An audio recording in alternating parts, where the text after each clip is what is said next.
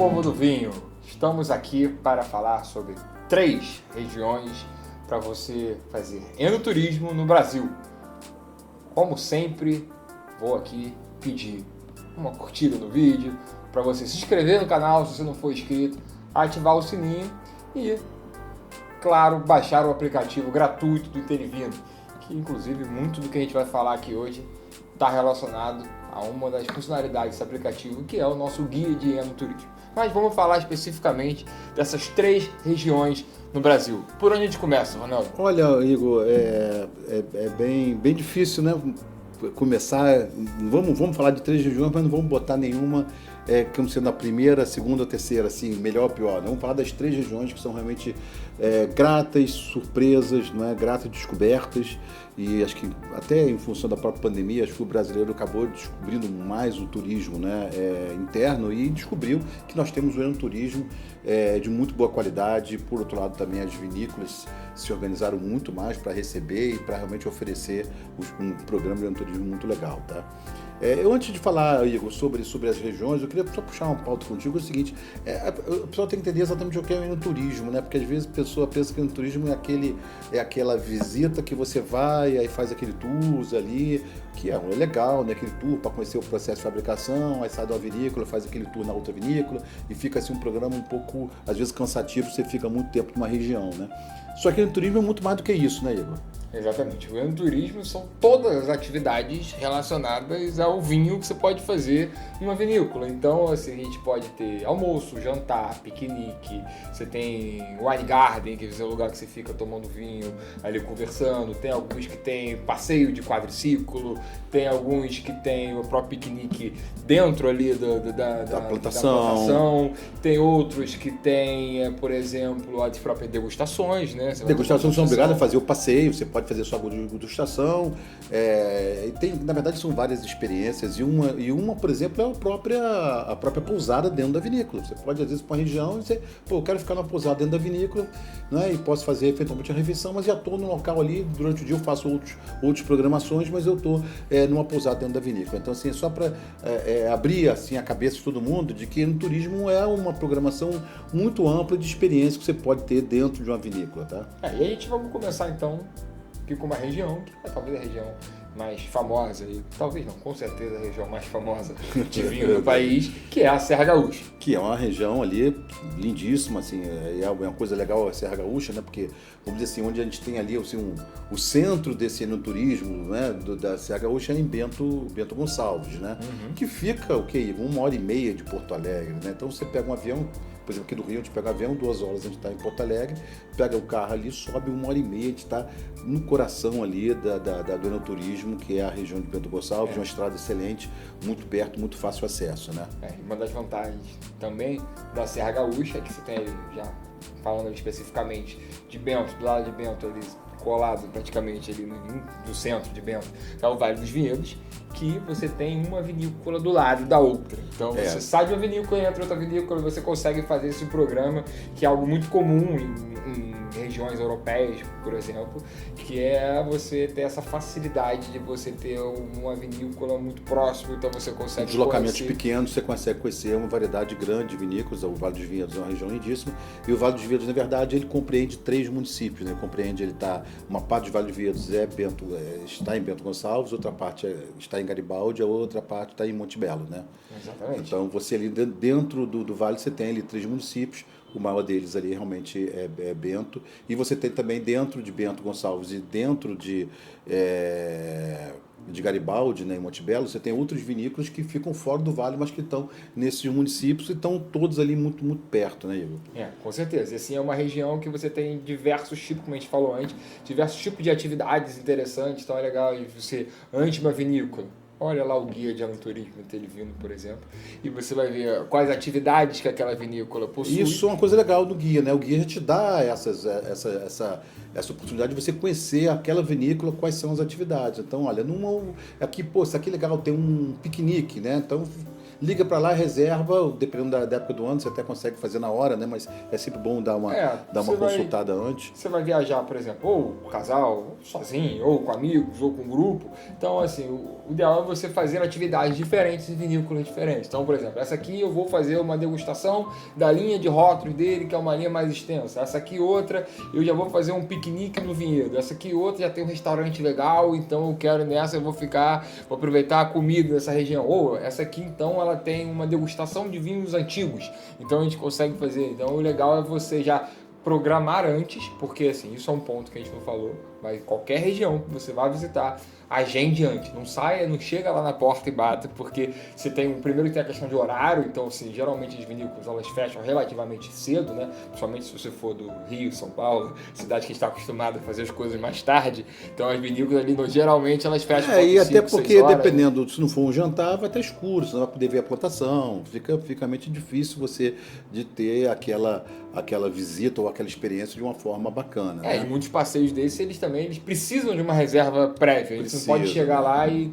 fazer um piquenique, assim, não é todo mundo que consegue fazer isso. Então... e tem alguns passeios que são diferentes também, que precisam de uma preparação. Às vezes precisa de estar ali na hora, uma pessoa mais capacitada para fazer, por exemplo, fazer uma experiência, por exemplo, muito legal, quando você vai numa vinícola e consegue fazer uma experiência vendo os vários estágios de um vinho, né? Isso tem essas experiências, né? Você pega lá o vinho logo que ele coloca na barrica, pega ele já com 6 meses, com 1 ano, depois dele pronto, depois dele na garrafa já tantos anos. Então isso dá pra gente uma coisa super rica em termos de experiência que você consegue fazer, não é? Acho que é legal, né? Como dica, você já falou aqui do nosso canal, a gente tem várias dessas experiências, né, que são vídeos que a gente faz nas vinícolas, né, aqui no Brasil. Então aqui no YouTube, né? Então aqui no YouTube, no canal, então você pode assistir vários deles aí, então estão disponíveis. Assim, mas falando também ainda da Serra Gaúcha, né?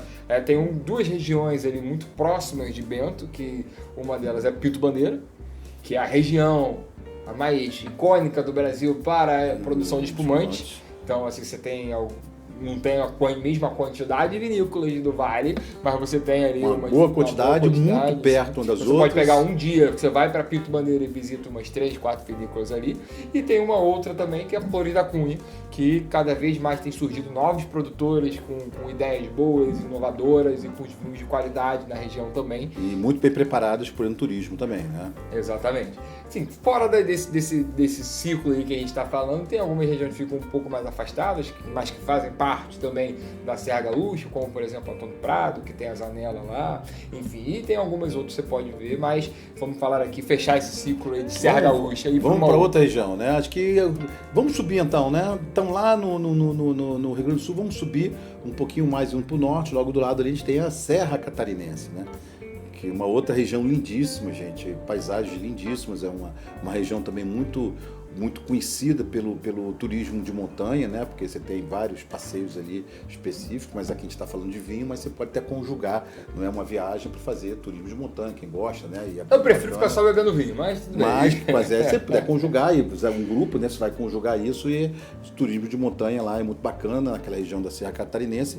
E da mesma maneira, pode também, no caso, uma opção também da Serra Catarinense, você pode ir para Florianópolis, aproveitar a cidade de Florianópolis, pegar o carro e subir a serra também. Você pode fazer isso. Fazendo essa sugestão de roteiro, e quando você está ali em Florianópolis, acho que mais ou menos também 1h30 mais ou menos, a gente está ali já subindo a serra na direção da Serra Catarinense, a gente está naquela região ali, acho que é Bom Retiro, né, que já é perto de Urubici, que já temos ali a Teira, né, que é uma vinícola lindíssima, que também tem hospedagem, que também tem um restaurante. Muito bem preparada para receber o turismo. Muito bem, top, como diria um vinícola top, tem vinhos excelentes também, e você já começa a desfrutar desse no turismo ali, logo ali nessa região. Aí você andando, aí nós temos ali o que seria o coração da Serra Catarinense, que seria, né, o quê? São Joaquim. Ali São Joaquim é a cidade e assim, ele tem uma série, do lado da cidade já tem todas aquelas vinícolas, uma colada na outra. Uma da outra, entendeu? Então você consegue ver diversos exemplos ali de vinícolas de qualidade. Então você tem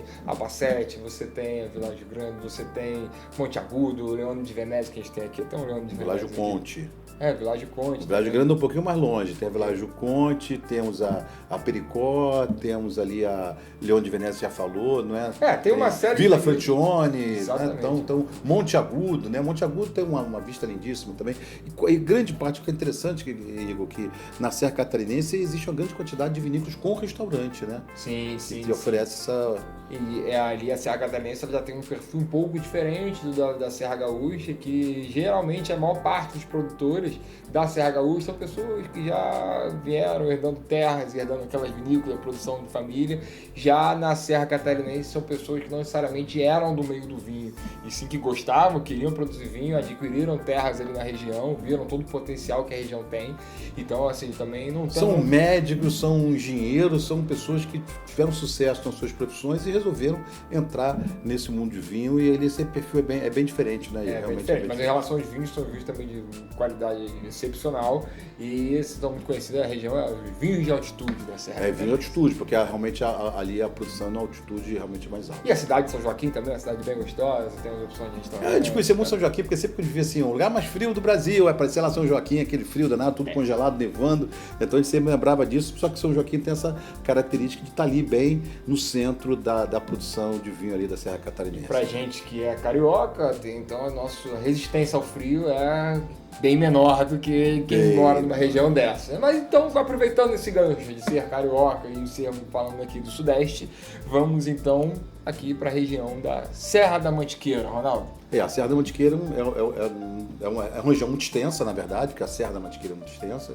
Ela tem características completamente diferentes dessas outras duas. Totalmente diferente, né? Você já não encontra vinícolas tão do lado da outra. Aí assim. Você tem que planejar um pouco mais, porque as vinícolas não são tão próximas uma da outra. E quando a gente fala Serra Catarinense, Serra da Mantiqueira, a gente está falando, uma grande parte está realmente na região de Minas, né? Mais especificamente no que a gente chama de sul de Minas, né, onde tem a maior concentração dessas vinícolas, mas tem algumas cidades ali fronteiriças com o sul de Minas, ali de São Paulo, né, onde a gente já tem também algumas vinícolas, né. A gente tem aqui, aí é uma opção que a gente também coloca como sendo legal, quem chega por Campinas, né, porque a gente vai colocar assim como sendo um aeroporto ali bem próximo, né, de Viracopos, você subindo ali na direção de Minas, né, você tem ali já a cidade quase na fronteira de Minas, que é Espírito Santo do Pinhal, né, onde a gente já tem ali uma vinícola bastante conhecida. Ali perto já tem uma certa concentração, assim, tem duas de nome até mais conhecido, que uma já é Águas Pari e a outra é a Casa Geraldo. Casa Geraldo, que já é em Minas, já atravessa a fronteira, já está em Andradas, já está em Minas, mas todos são muito próximos, né? E aí você consegue conjugar esse passeio, realmente, num dia fazer ali 2, 3 vinícolas diferentes, você consegue fazer. Naquela concentração ali, sim, mas o que a gente recomenda, diferente das outras regiões, é que essa vocês vão parando. Então, assim, eu quero um dia ir ali para, por exemplo, Três Corações em Minas. Aí você para, fica em Três Corações, cidade de Pelé, cidade do Rei Pelé. E aí você para lá e você conhece algumas vinícolas ali. Naquela região. Dorme ali. Depois você vai outro dia para uma outra região. Porque às vezes você tem deslocamento de mais de 1 hora entre uma vinícola e outra, às vezes até mais do que isso, então... E se ficar em estrada depois de beber vinho não é legal. Mas Rigo, também são regiões que estão se preparando muito bem para o turismo, até por estarem numa região mais central do Brasil, então a tendência... Isso que eu ia comentar. É muito legal isso, né? Que para o enoturismo isso é um apelo muito positivo, porque ela está numa região que tem muito movimento do Brasil, está falando de grandes centros. Então, assim, perto ali de Belo Horizonte, né, uma grande capital, do Rio de Janeiro e de São Paulo. Então, ali é uma região muito bem localizada e que está se preparando muito para receber esse turista. E a gente tem aí realmente algumas vinícolas, que a gente já citou aqui algumas, mas a própria... ali em São Paulo. Casa Verrone. Casa Verrone também, tem um restaurante maravilhoso, um local também muito aprazível, muito gostoso, com vinhos muito legais. Tem aqui a Luiz Porto, em Minas, Luiz Porto. Tem a Maria. E aqui nós até temos aqui, por acaso, né, Igor? Aqui temos um exemplo. Aqui, temos aqui um vinho exatamente da Serra da Mantiqueira. Syrah, que é a uva característica ali da região. Temos aqui um da Serra Catarinense, da Leão de Venezia, né? Com o Montepulciano, que essas castas italianas também são bem características da Serra Catarinense. E a Dom Bernardo com um corte, que a gente está levando aqui um corte ali da Serra Gaúcha. Então, assim, tem Cabernet Sauvignon, entre outras uvas aqui. Então, assim, é bem interessante também. Então, assim, se você viu o vídeo até agora, curta esse vídeo, que ajuda muita gente. Se inscreva no canal e depois de tudo, eu acredito que você não vai deixar mais de baixar o aplicativo do TVino e conferir lá o guia de enoturismo. Só pra gente fechar, gente, lembrando que não são só essas regiões que existem enoturismo do Brasil. Nós destacamos 3 regiões aqui, Claro, onde existe um número maior de vinícolas que podem ser visitados, né? Mas como a gente falou... Para no conhecer as início, outras, é só você entrar lá no guia. no guia que você vai conhecer as outras regiões, tá? Então, até a próxima, pessoal. Saúde e bons dias. Isso aí.